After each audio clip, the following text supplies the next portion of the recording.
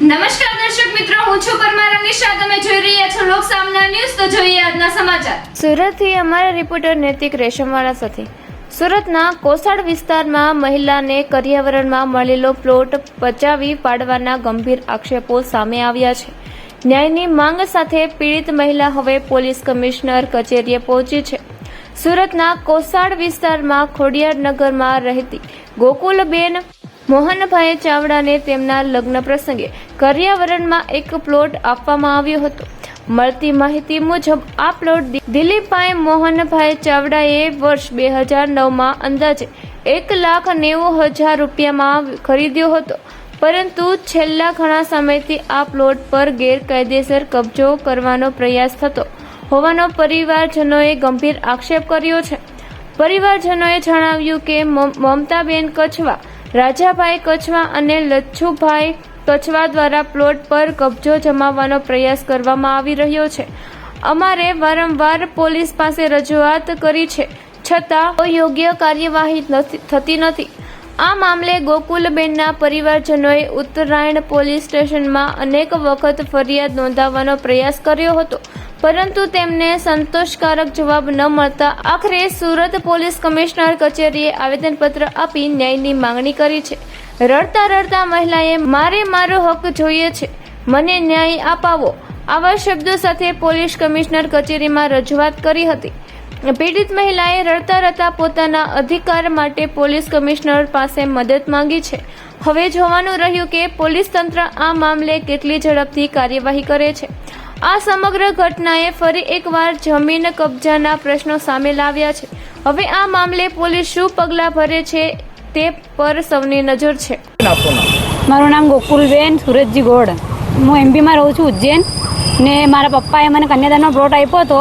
તે અહીંયા બરથાણા ગામમાં છે ને એ લોકો મને બાંધવા નથી દેતા સાહેબ. એ લોકો ધમકી આપે છે. અત્યારે હું ત્યાંથી ગામમાંથી ઘઉં કાપતી કાપતી આવી છું. એ લોકો મને પરેશાન કરે છે. એ પોલીસવાળાઓ મારી ઉંમર નથી, એટલે હું એ સાહેબને કહું છું કે મારી થોડીક સાંભળો.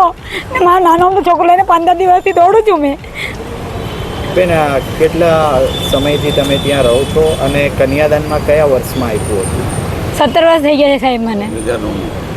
અચ્છા, શું કહેશો પીઆઈ સાહેબને? શું કહેશો કે સાહેબ અમે મારે પ્લોટની આ માંગણી છે. એ લોકો ખોટી ગુંડાગીરી કરે છે. એ લોકો મારવાની ધમકી આપે છે. એ લોકો પૈસા માંગે છે કે 1 લાખ આપો, 2 લાખ આપો તો અમે તમારો પ્લોટ ખાલી કરીએ. મારી પાસે પૈસા નથી સાહેબ. બેન, કોણ છે એ લોકોને તમે શા માટે હેરાન કર્યું? એ લોકો છે ને પેલા બાજુમાં રહેતા હતા. એ લોકોનું મકાન વેચી દીધું છે અને મારા પ્લોટ પર કબજો કરે છે. એ લોકો. આપનું નામ? મારું નામ દિલીપભાઈ મોહનભાઈ ચાવડા. દિલીપભાઈ, કઈ જગ્યાએ રહેવાનું? મારું રહેવાનું અમરોલી વર્ધમાન સોસાયટી. ને શું ઘટના બની? મારે બેનને 17 વર્ષ પહેલાં એક બેનને પ્લોટ લીધેલો અમે ખોડિયારનગર સોસાયટી 47 નંબરનો પ્લોટ. એ માલિકીનો, અમારી માલિકીનો, અમે એનો ઘરવેરો બી અમે ભરીએ છીએ, એનો પ્લોટ વેરો બી અમે ભરીએ છીએ. દસ્તાવેજ અમારા નામ પર છે.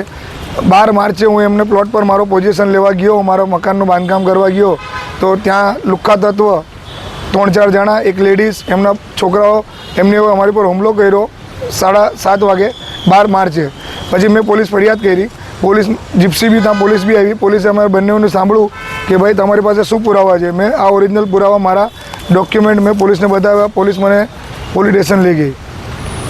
પછી પોલીસમાં એમને કીધું કે ભાઈ કાલે તમારો એફઆઈઆર થઈ જશે. હું રોજ પીએસઆઈ પાસે જાઉં છું, પીઆઈ સાહેબ પાસે જાઉં છું, એએસઆઈ પાસે જાઉં છું. એ કહે છે આજે દાખલ થઈ જશે. એમણે તરત જ 12 પછી 13-14 એમણે તરત બાંધકામ ઊભું કર્યું, ખોટું ઝૂંપડું ઊભું કરીને. પીએસઆઈ એમ કહે છે કે પેલો એમ કહે છે કે જા હું તો રિક્ષાનો ડ્રાઈવર છું, ત્યારથી થાય તે કરી લે, પોલીસવાળા મારા ખિસ્સામાં છે. એવી બધી અમને ધમકી આપે છે ને એ લોકો કોઈ માનતા નથી. એવા ગુંડા તત્વ, ક્રિમિનલ રેકોર્ડ ધરાવે છે. અમે એ લોકોથી લડી નહીં શકતા. તો સાહેબશ્રીને અમારી નિવેદન છે કે આ ગુંડા તત્વોને તમારા કબજા સ્થળથી હટાવો અને અમને ન્યાય અપાવો. અમને પોલીસ કમિશનર સાહેબ પર પૂરો વિશ્વાસ છે. અમને અમારી ફરિયાદ સાંભળે, નહીં તો અમારે છેલ્લે આપઘાત કરવાનો વારો આવશે. તો ફરી મળીશું એક નવા સમાચાર સાથે. ત્યાં સુધી જોતા રહો લોક સામના ન્યૂઝ.